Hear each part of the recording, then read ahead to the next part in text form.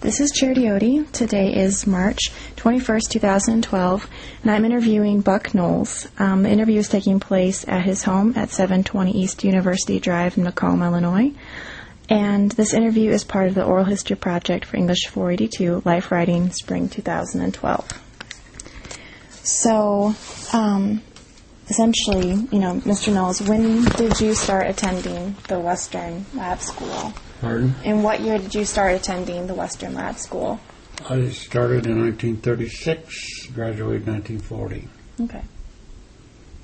I'd gone to a country school, skipped a couple of grades, so I graduated from the academy when I was only 16 years old. Okay. Wow. That's pretty young. Yes. And I started Western that fall. Okay. So how is it that you transferred then from the country schools to the Western Lab School? Well, I don't know. I had a choice of going either to Western Academy or Macomb High, and we lived in what they called a non-high school district, and I don't understand what it was. But anyway, most of the youngsters out in my area went to Western Academy.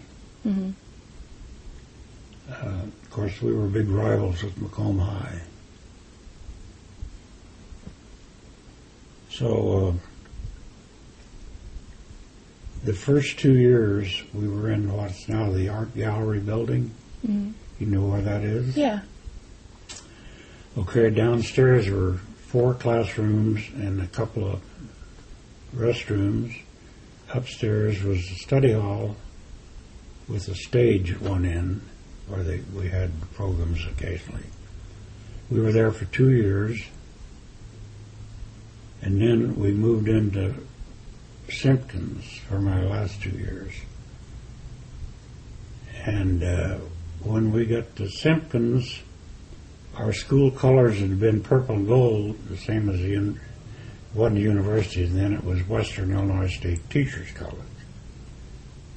When we got over and started my junior year, we went to Cardinal and White, and we became the Western Academy Cardinals for my last 2 years. And it was a very modernistic school. The high school was on the top floor with the library and study hall, and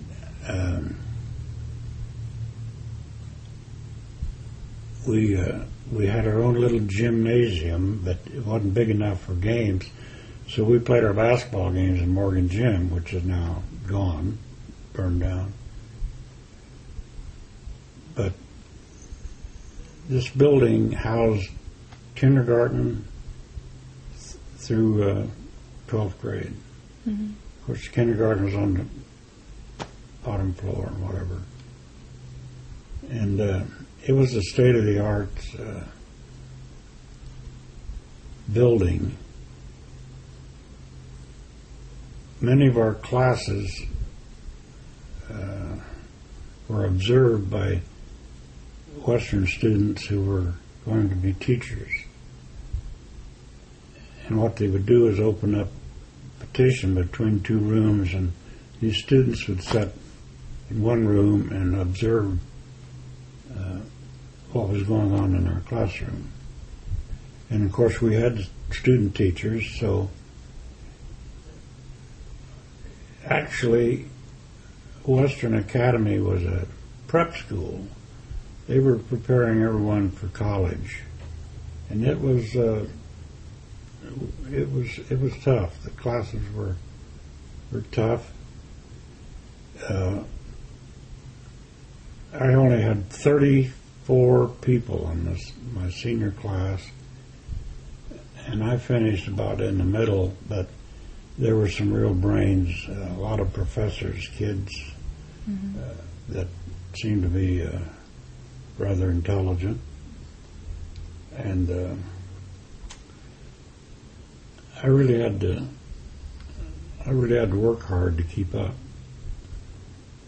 But it was a good experience, and I participated in athletics, even though I was 2 years younger than most of my classmates, which was quite a handicap, really. Mm-hmm. But I enjoyed my 4 years there, and made a lot of friends. Not many of us left. Yeah. When did you start participating in the different athletics? Because I saw that you were involved in like basketball and baseball and track, and you were really involved on many things. I participated in all 4 sports in high school, and at Western I played baseball. Mm-hmm. I wasn't big enough to play football, wasn't good enough to play basketball, but I could play baseball. Okay. And so I went to Western for 2 years, and then I went into the military, and for 3 years, and went through pilot training, and I wound up flying B-24 bombers. And when I got discharged just before Christmas in 45, I started right back to school and graduated from Western in 1947. Okay. So I guess you'd call me a townie. I lived there just about all my life. After I graduated from Western, I taught and coached for a couple of years and came back to Macomb, and I've been here ever since. I spent 30 years at the Macomb Park District, 7 as a commissioner and 23 as the director of Parks and Recreation. Mm-hmm. Retired in 1988. Got bored, took a job at the university at the OPS, writing parking tickets, which was a lot of fun, made a lot of friends. Mm-hmm. But I stayed with that for 5 years, and then retired again. My wife was a nurse, and she retired in 1994, and that's when I retired for the second time. But when I quit coaching and teaching, I started officiating basketball, football, baseball, softball. I played a lot of fast pitch softball and was fortunate. I guess about 30 years ago I was inducted into the Illinois Softball Hall of Fame. And then later on I was inducted into Western Illinois University Athletic Hall of Fame. And somewhere along the way I was a recipient of an Alumni Achievement Award, so I've had a pretty good ride. Mm-hmm. Sounds like it. So, and of course, Steve is my oldest, and he runs the insurance program at Citizens Bank. My son John is an attorney and a judge in Portland, Oregon. And his senior year, he was an all-state football player at Western High. They changed the name to Western High I don't know, must have been in the 50s, early 50s. And then I have a daughter who's a retired school teacher in Monmouth. So they've all done well. Mm-hmm. And I have a whole slew of grandkids and great-grandkids, and I've got another great-grandson on the way. Congratulations. So, my wife Rosemary, my second wife, we were married in 1980. I got to think about it. 1980, yeah. And she had been married before and had a family, so we get them all together. It's quite a gathering. Yeah, I bet. Is she from Macomb then as well? Your wife? Pardon? Is your wife from Macomb? Did she go? No, she's from Havana, Okay. Illinois. All right. So,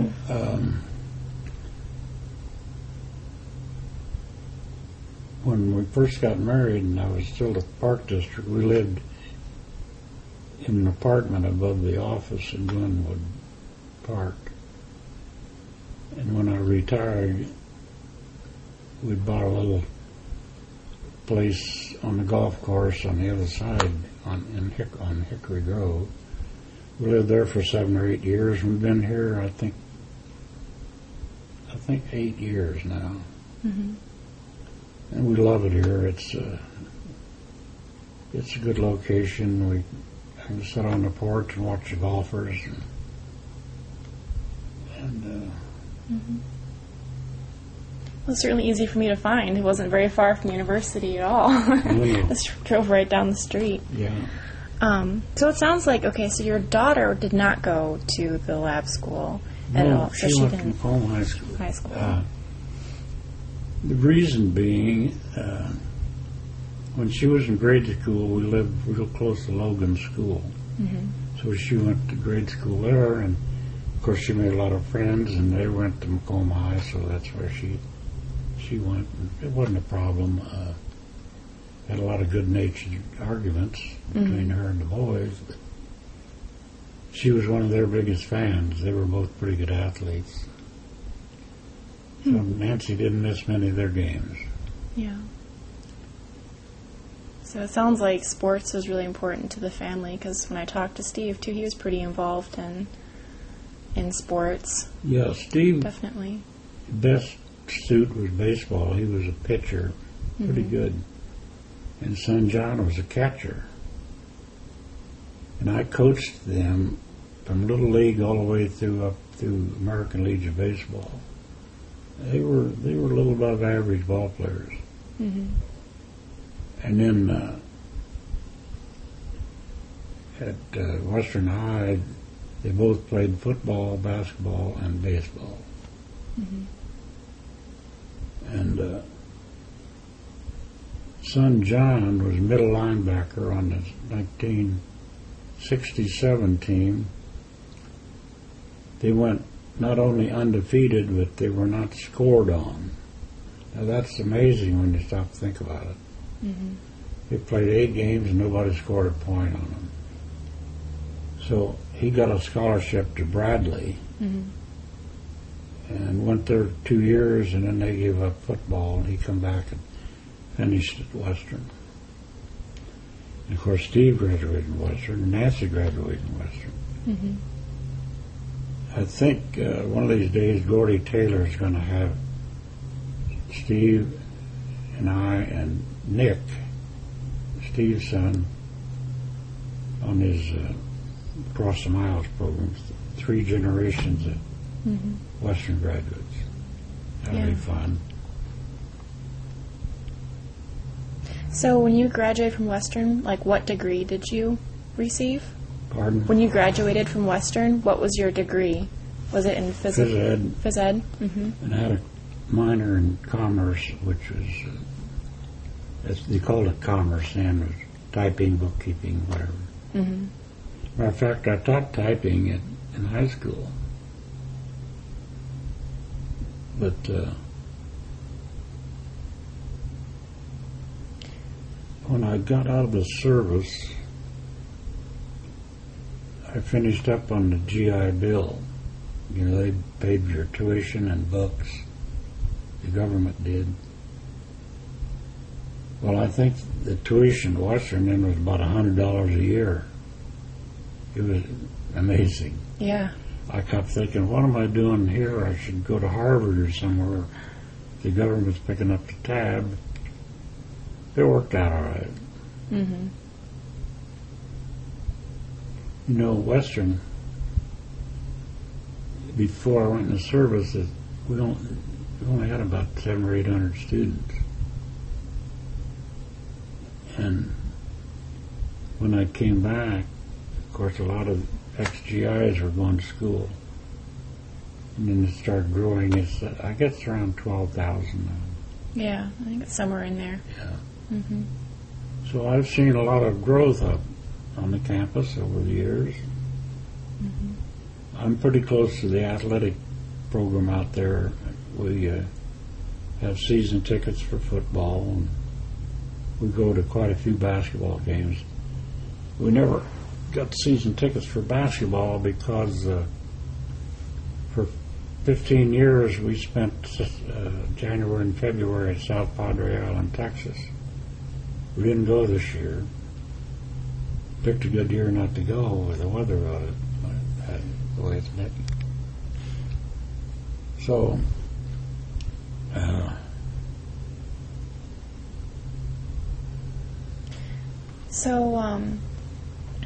how do you think that the campus has changed over the years that you've been in Macomb, like other than just growing? Because it started off as the teachers' college, right? yes, it was a teacher's college.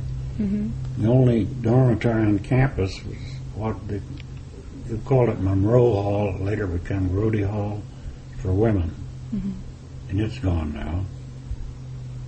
But then, mostly during the Canal Law regime, they built all these dorms, which really made a big difference in the campus.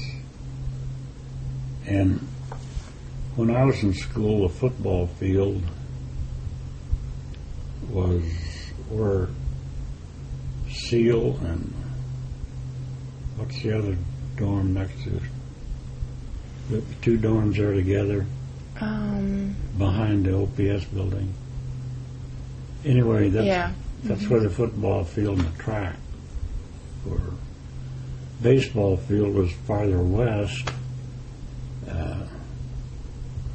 bordered on Western Avenue and Murray Street. And then they built all these buildings, and that's when they built a new football field across on Murray Street. And baseball field had a couple of locations before it settled on where it is now. But when they built the football field, I just quit teaching, and I was working for a local civil engineer. And we laid out the track around the football field. When we finished, I told the boss, I said, I'll be right back. Where are you going? I said, I'm going to run the 440. So I ran the 440, and I said, if anyone ever asks you who holds the 440 record at Western, it's me. My record stood till the next guy ran it. That was in 51, I think. Mm-hmm. Yeah, I've seen a lot of growth. Yeah. And then they built Western Hall and Brophy. I just happened to be in the vicinity, so I watched Morgan Gym burn down. That was a sad day. Mm. Very sad day. A lot of memories there. I bet. I remember when I was a senior, we beat Macomb High twice in Morgan Gym, and that was a big deal. You know, we were so much smaller. Mm-hmm. It never was more than 200 students at Western High or Western Academy. They were very selective. So I never regretted having gone there. It was a great experience. Mm-hmm. I just wish that they'd held me back a couple of years. It was I had to work awfully hard because I was 2 years younger than most of the other athletes. Mm-hmm. But I did it. So even though you're so much younger, you still ended up going into sports. So, like, by the time you were a senior then in high school, were you more involved in sports than when you first started? Like, how did that kind of develop? How did you decide to go into phys ed then after graduation? Well, I enjoyed playing sports, and I had enough talent that I made the teams, but my baseball was my long suit. Mm-hmm. And so I stayed with that through my years at Western. 4 years of it. I had one of my heroes was Rock Hansen. They named Hansen Field after him. Mm-hmm. He was athletic director and coached all the sports there for years. And quite a dynamic personality. But he was my baseball coach. I admired him greatly, and he was, of course, a World War I war hero, and then went back in World War II and in the Marine Corps as a colonel. And he was in charge of morale for the entire Pacific Fleet. Okay. Yep, no problem. Hello.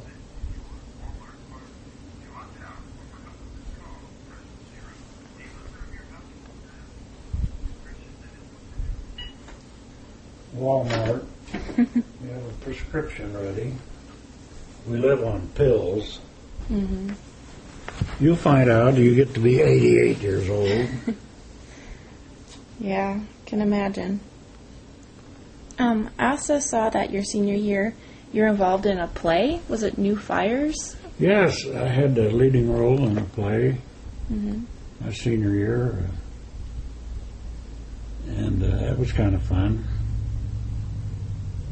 And I've done some acting over the years. And matter of fact, I did some modeling in the Quad Cities for about, 10 or 12 years. How this happened, class reunion, about the time I was retiring, and I was visiting with this old classmate this gal owned a modeling agency in Moline, and she said, "Why don't you come up and register with us?" And I said, "I don't know anything about modeling." And she said, "Well, we're always looking for let's see, how did she put it? For a pretty old face." And I said, "Well, mine's pretty old." So anyway, that's how I got into it. So I did a lot of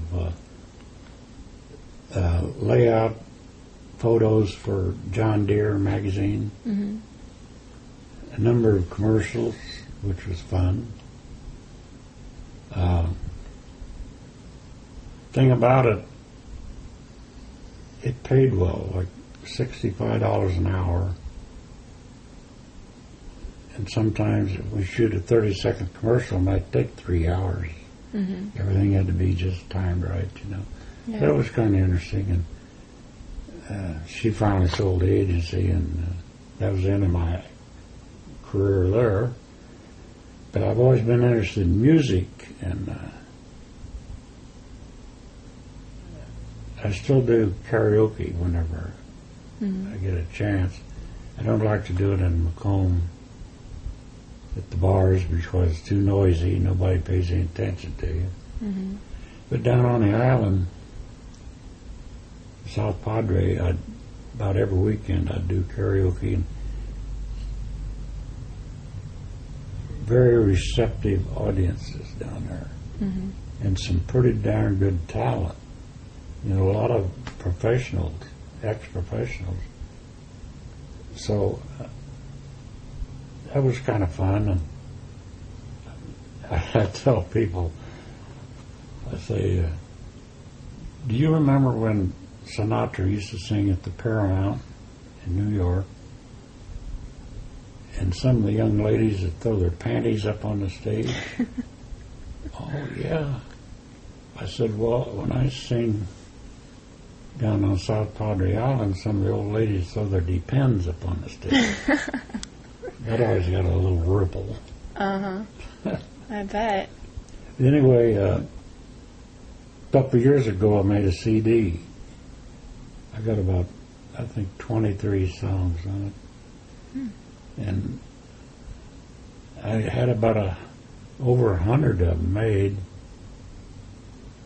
and I just give them away because I can't charge for them because of copyright laws, But I started out making just enough for my family and close friends, and then somebody would call me, hey, I'd like to have one of your CDs. So I had some more made, and some more made, and it's kind of fun. And I did it mostly because so when I depart this earth, it'd be something to remember me by.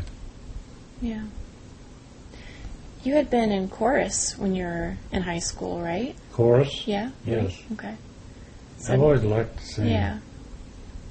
Is that where you discovered that you liked singing? Was it through that? Or? Yeah, not on the farm.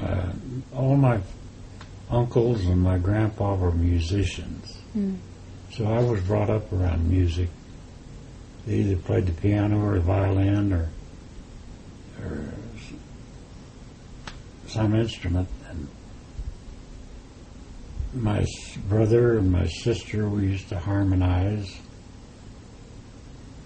And when I was out on a plowing corn or whatever, I'd sing all day long, Nobody heard me but the horses.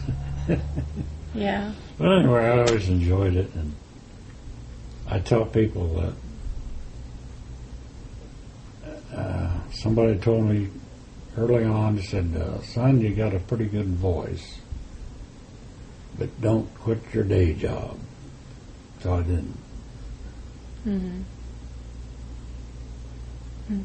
But I've had a good life.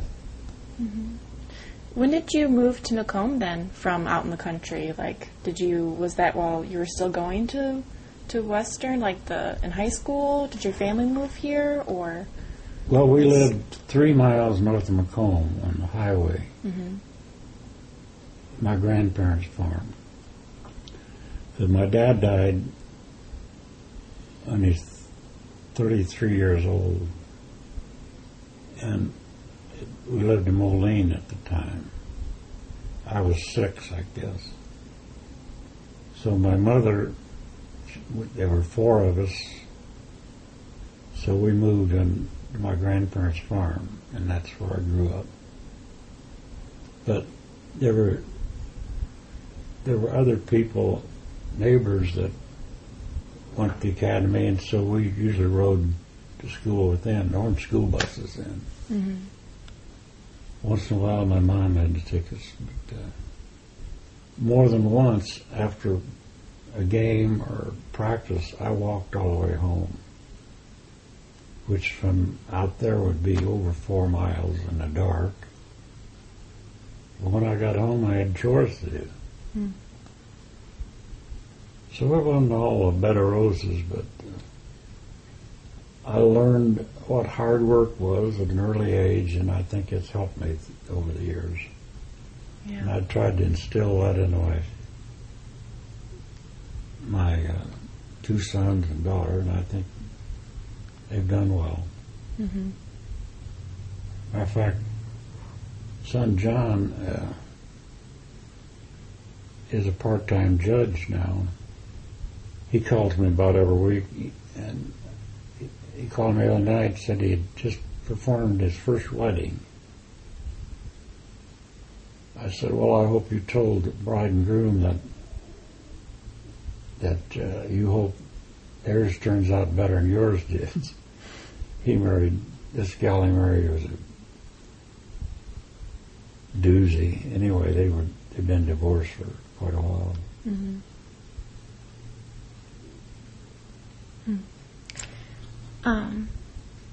Did you notice a difference in the academy or Western High, from when you went to when your sons were going? Did you notice that any changes, or was it pretty much the same? Or?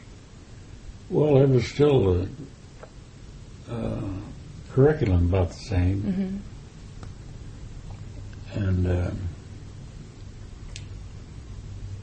I think the big change would be one thing would be in the sports. You know, they started playing a little better competition than we played when I was in school.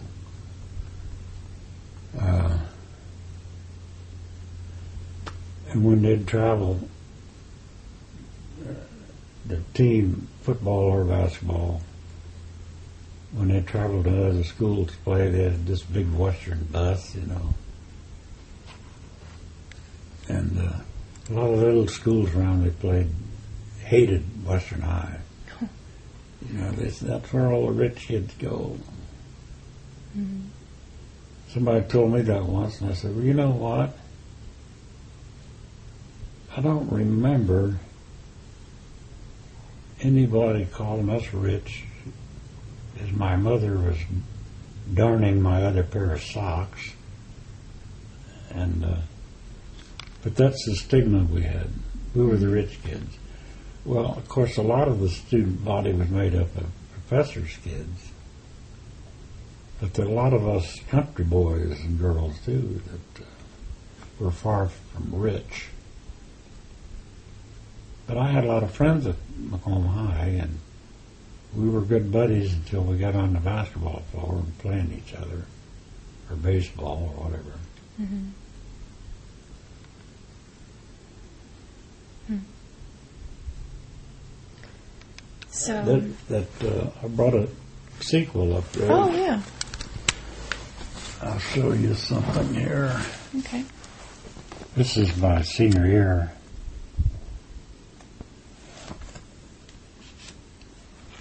I'll show you what I looked like back then. 50 pages. Uh-huh. Yeah. With my leather sweater. Uh-huh. But, see, we were part of it. We always had the back of the sequel. Of course, this is a big thing to get everybody to sign your yearbook. Mm-hmm. There's me. Mm-hmm. So did you like being in Simpkins? Like, was it a nice change from where you had gone the first 2 years? Like when you changed buildings in high school? Did you? Well, the facilities were so much better. Mm-hmm. Of course, we had some of our classes in what we call the main building at Sherman Hall now. Mm-hmm. We had agriculture, chemistry, physics, music, because there just wasn't room in that little old academy building. And so we were mingled with the college students, and it was the only difference was when we moved into the Simpkins building, then they had all of our classes were there then. Mm-hmm. Because we all had our own chemistry lab and whatever. And we practiced football where Olson and Corbin are now. That was a big open space. That's where we practiced. And played our games on the western field. But, yeah, there was quite a change when we went over there. Mm-hmm. Changed everything. Changed our school colors.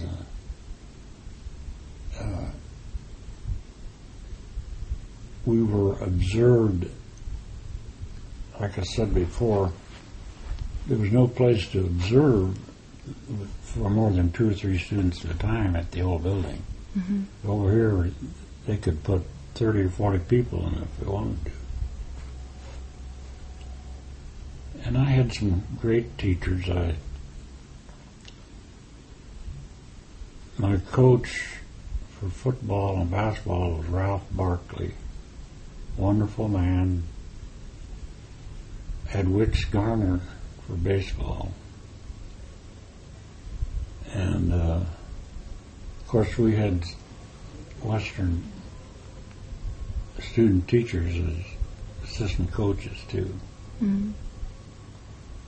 So we were pretty well covered. Yeah. And I really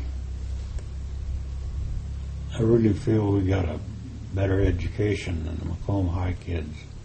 I know we did. There's even occasions of people flunking out who couldn't handle it at the academy, went over to Macomb High and made the honor roll.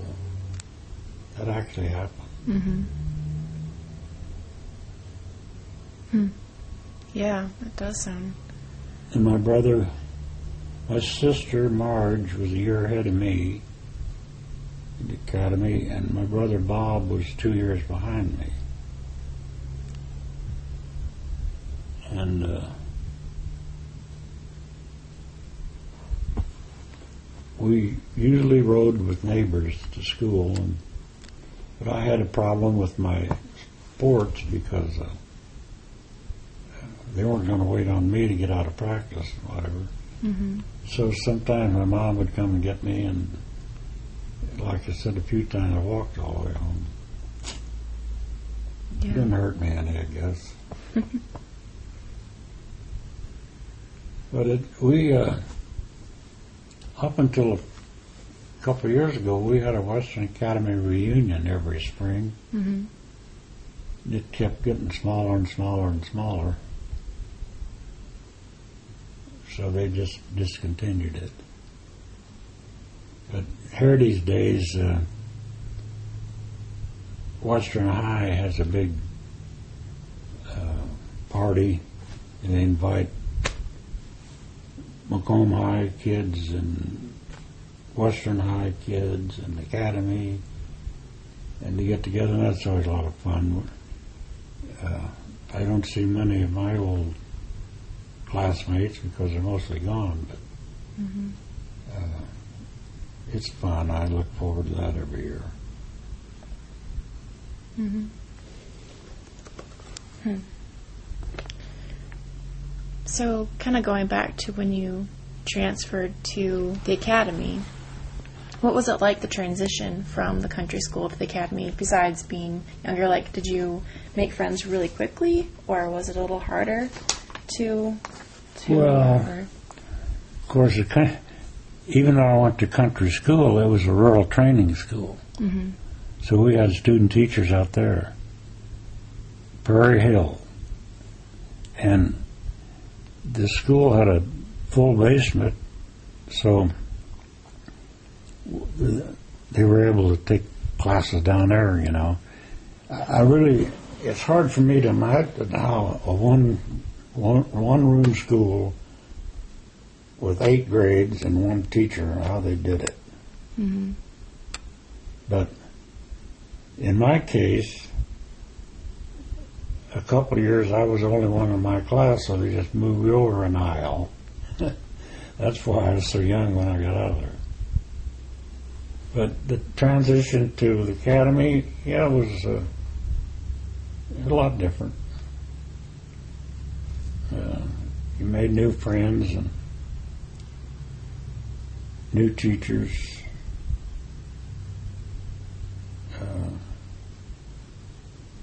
Study hall on the second floor, and you were assigned a seat,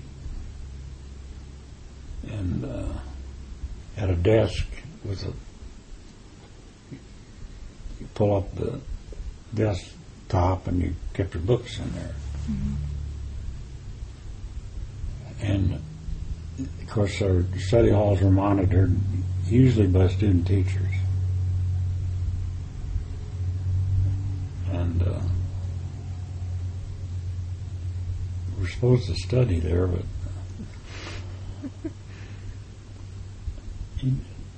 we didn't get much homework because I think they wanted us to do most of the work right there at school. Mm-hmm. We had a dean of men and a dean of women and a principal.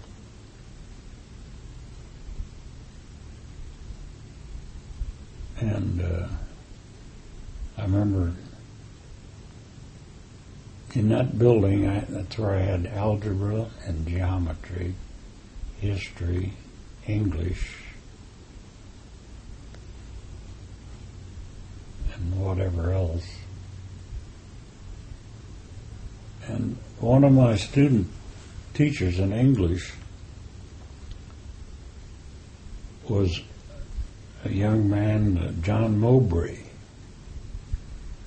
They named Mowbray Hall after him. Mm-hmm. Well, he went on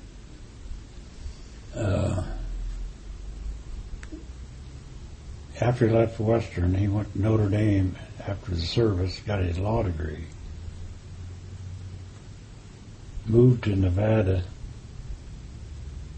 and became a Supreme Court judge. Hmm. Well, we stayed in contact over the years, and when we'd go to Vegas, I'd call Judge Mowbray, and he opened lots of doors for me. Mm-hmm. We'd go to a show at Caesars or someplace, and everything was comp. He was a big man out there. And you said that he was your student teacher? Is that what it... He was my student teacher in English. Oh, in English. Okay. That's right. But when he moved to Las Vegas, right after the war, there wasn't any strip. It was all desert. Mm-hmm. Well, he was smart enough, he bought up some land out there. He made a bunch of money. Yeah. And then he got on the Supreme Court, and the rest was history. Mm-hmm. Hmm. So were there any other teachers that you grew close to and were inspirational? Well, Mr. Horriman was our chemistry teacher. Mm-hmm. Later became principal of Western High. I enjoyed him.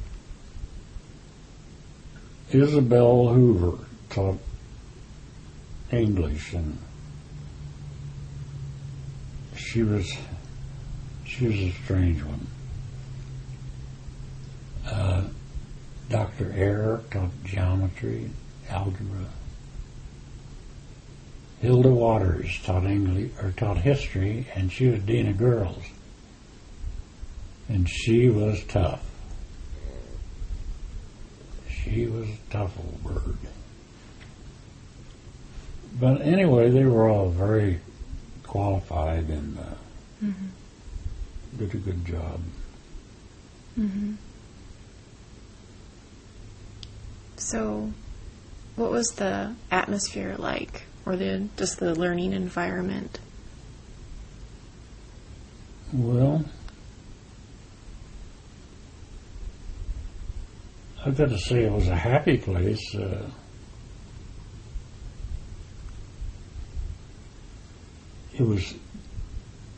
We had strict rules, kind of like a parochial school in a way, but if somebody didn't conform, well, they were gone. Mm-hmm. So, and because we were small enrollment, we had a good esprit de corps, whatever. All the students went to ball games and rooted. And we were kind of the underdog, you might say.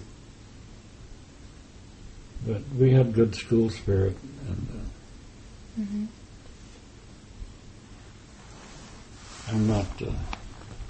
I'm glad I went to school there, I'd put it that way. Yeah. Are there any stories you can think of like kind of related to school spirit, or that had to do with the games, or what kids would do there, what they would be like when they were observing, or... I'm not sure I understand. Okay.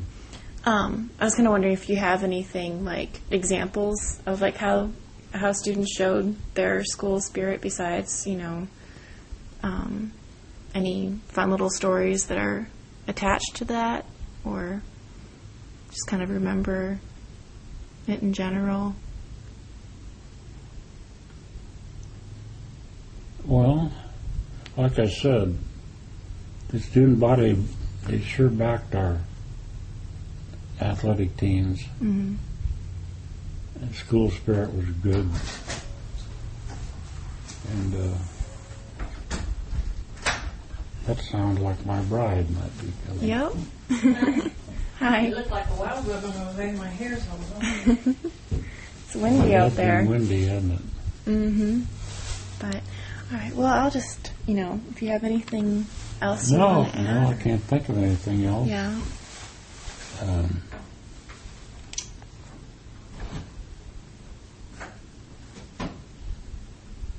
Somewhere, I don't know whatever happened to them, but our varsity letters were W.A., Mm-hmm. So I had one purple and gold, and I had a couple of cardinal and white, and I don't know whatever happened to them. Those would be antiques now. Yeah. Yeah, they would. I just thought of one other question real quick. Yes. So there was, you said, a selective in order to get in, because they had limited enrollment and stuff. So, what kind of a process did your mom have to go through in order for her children to go to the academy? Golly, I don't recall it.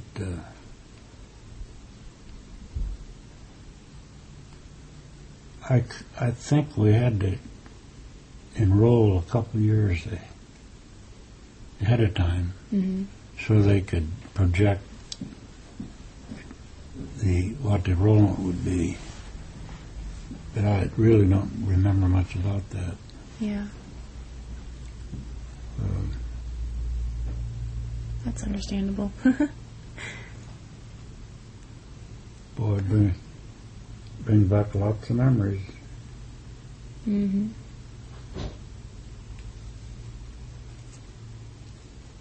Now, is this something that I'm to keep, or? Yes, that one's for you. Okay. And I have the one that you signed here, and I'll give this to my teacher. But and also just notice one thing right here we can talk about. But I'll turn off the recorder now. If you have anything else you ever want to add in the future, I can't think of a thing. You can just let me know. I can give you my number. But so thank you so much. I'll turn this off. Let's see here.